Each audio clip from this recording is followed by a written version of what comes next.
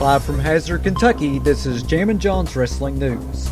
Here's your news for Thursday, January 24th, 2019.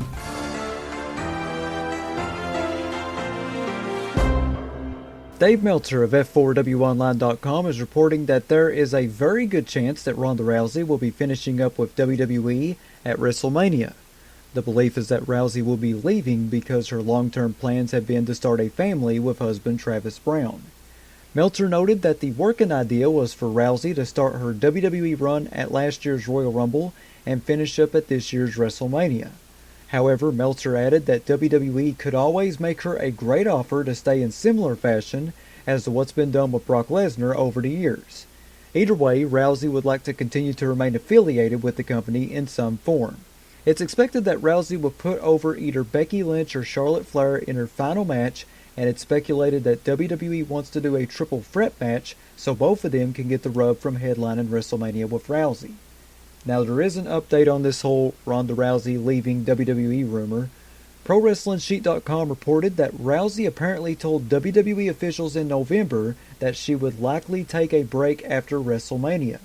However, a WWE representative said the following to TMZ.com: Ronda Rousey is under contract with WWE until April 10th, 2021. Whether she wants to start a family is a private matter.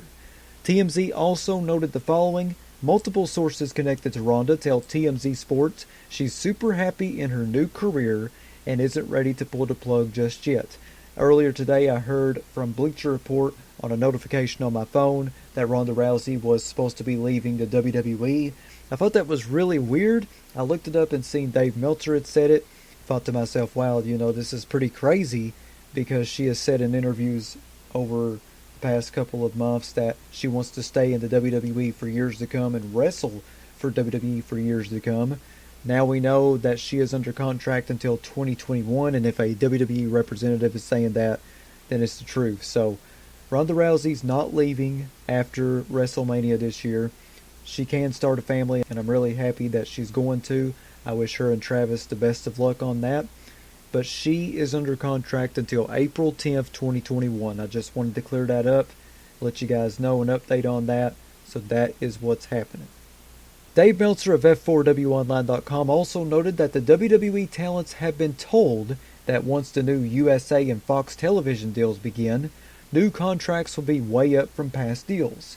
Meltzer explained the situation by saying, because this is no longer a house show driven and pay-per-view driven business, but a guaranteed TV rights driven business, the old way of paying based on those house shows and pay-per-view numbers really is an anachronism from an era where, to a degree, at least for the top guys, it did make sense.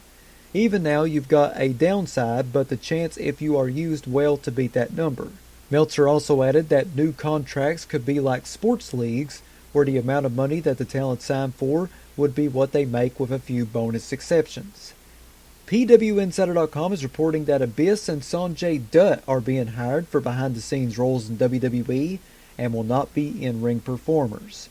There is speculation that the two of them being close with Jeremy Borash played a role in them getting hired. It's possible that both of them will end up as producers as the WWE brand continues to expand. Speaking of Impact Wrestling, Dave Meltzer of F4WOnline.com also reported that Impact Wrestling and Don Callis were very close to making deals with both Kenny Omega and Chris Jericho prior to All Elite Wrestling being developed. It was expected that Omega could have continued working for New Japan Pro Wrestling while doing around 30 dates a year with Impact. In the case of Jericho, Callis met with him in Toronto and a pitch was made with Johnny Impact and Rich Swann being potential opponents. Jericho stated that he was made a nice offer to join Impact, but then Tony Khan made an even bigger offer. During yesterday's NXT TakeOver conference call, Triple H commented on how WWE feels about All Elite Wrestling. Triple H said, "It's clearly something that we'll keep our eye on, and clearly something that they're out there doing their business, but we'll do what's right for our business. We'll continue to monitor everything, and we say it all the time, but it's not just a competitor like that. We compete against everything.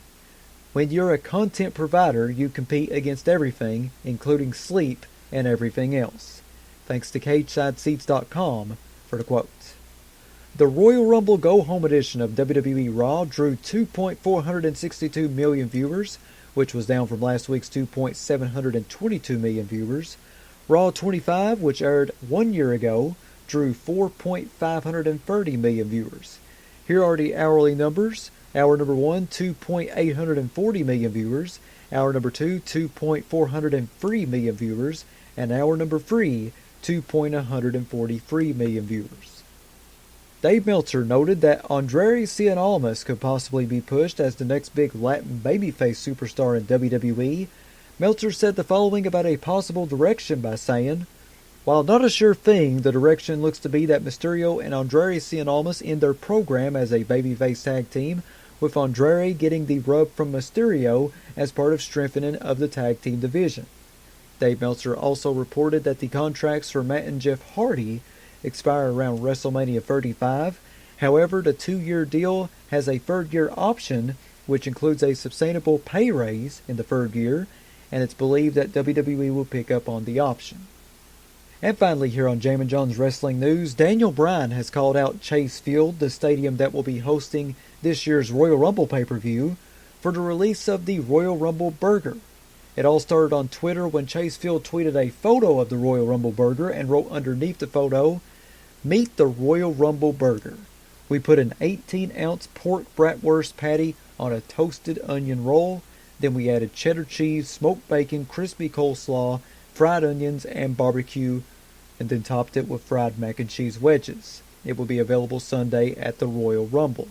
So Daniel Bryan seen this, and he fired back at Chase Field by saying, "Chase Field should be ashamed of themselves. Made from factory farm pigs, an intelligent and extremely social mammal, and cheese from cows whose babies were ripped away from them. Then add the heart disease delivered to the people who eat it. Hashtag shame, hashtag the worst generation." Chase Field replied back to Daniel Bryan by saying, "We just give the people what they want, and they clearly want the Royal Rumble Burger." Daniel Bryan fired back by saying, "An excuse every tyrant in history has made. The reality is you just want to line your pockets. Prove me wrong by giving 100% of the profits from the Royal Rumble Burger to Phoenix Children's or a similar charity. That is what the people want. Hashtag challenge corporate elite." That's definitely the right thing to do. Daniel Bryan doing this is amazing.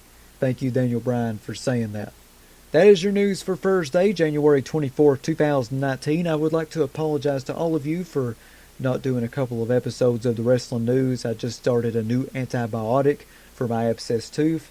I'm no longer taking clindamycin. I'm now taking penicillin and getting used to that.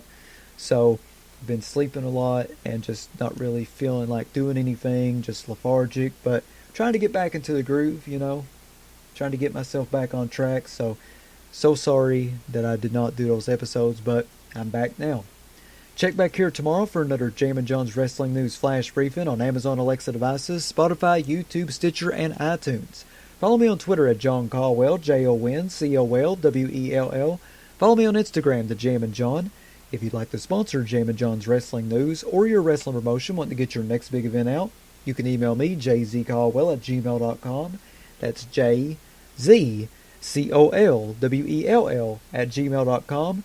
Big shout out to Ryan Hurdle and Tony Nelson for subscribing to my Patreon. You too can subscribe to me by going to patreon.com/JamminJohn. I have free packages on there ranging from $3 to $7. Not a whole lot of money. I would really appreciate it if you supported me a little bit financially. Once again, that's patreon.com/JamminJohn. This is Jammin John saying thanks, goodbye, and I'll see you tomorrow.